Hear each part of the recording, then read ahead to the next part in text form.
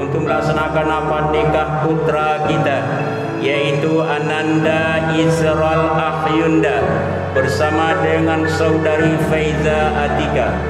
Semoga pernikahan ini lancar dan sah.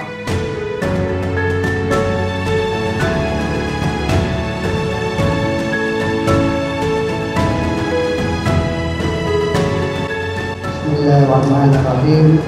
Adinda Muhammad Izral Akhyunda, saya nikahkan adik kandung saya Faiza Atika binti Abdullah Amin untukmu dengan mas kawin 20 mayam mas tunai. Yang kedua nikahnya Faiza Atika binti Abdullah Amin